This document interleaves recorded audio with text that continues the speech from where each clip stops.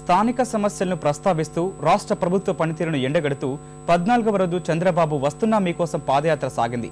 ముస్లిం మైనారిటీలకు ప్రత్యేక package, BC declaration సహా వాల్మీకులను ఎస్టీల జాబితాలో చేరుస్తామని బాబు హామీ ఇచ్చారు.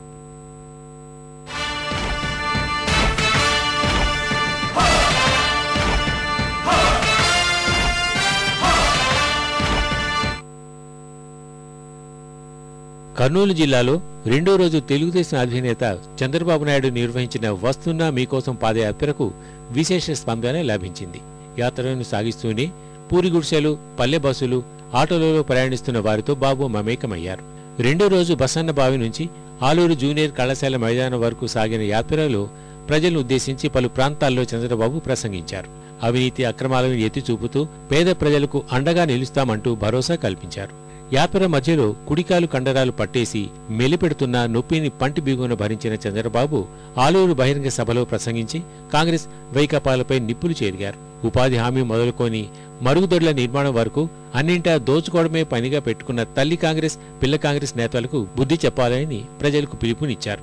వైఎస్ఆర్ కాంగ్రెస్ గాని ఎక్కడి నుంచో ఊడిపడలేదు తమ్ముళ్ళు, రెండు ఒకటే. 9 ఏళ్లు ఈ రాష్ట్రాన్ని దోపిడీ చేసిన పార్టీలు ఈ రెండు. నేను అడుగుతున్నా, ఎవరి పేరులో అవినీతి జరిగింది? రాజశేఖర రెడ్డి గారు ముఖ్యమంత్రిగా ఉంటే కేంద్రం కూడా సహకరించి మొత్తాన్ని రాష్ట్రాన్ని దోచుకున్నారు తప్ప ఇంకోటి కాదు. అవునా కాదా? మీరే ఒకసారి చెప్పండి. దోచుకున్న వాళ్ళు ఎక్కడున్నారు? ఇప్పుడు చెంచరు కూడా జైల్లో ఉన్నారు తమ్ముళ్ళు, మొత్తం అక్కడే ఉన్నారు.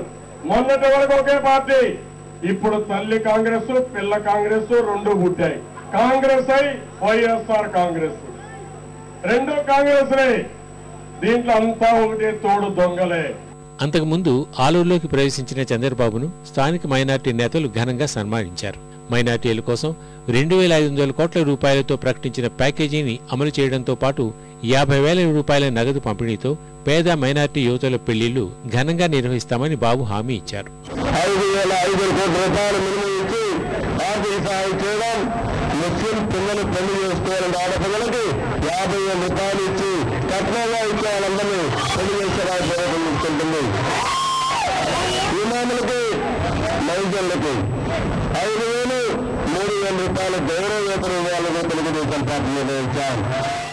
రెండో రోజు బసన్నబావి నుంచి ఆలూరు వరకు 18.5 కిలోమీటర్ల పాదయాత్ర నిర్వహించిన చంద్రబాబు ఆలూరు జూనియర్ కళాశాల మైదానాల్లో బస చేశారు. నేడు వస్తున్నా మీకోసం పాదయాత్ర ఆదోని నియోజకవర్గంలో 20.1 కిలోమీటర్లు సాగనుంది.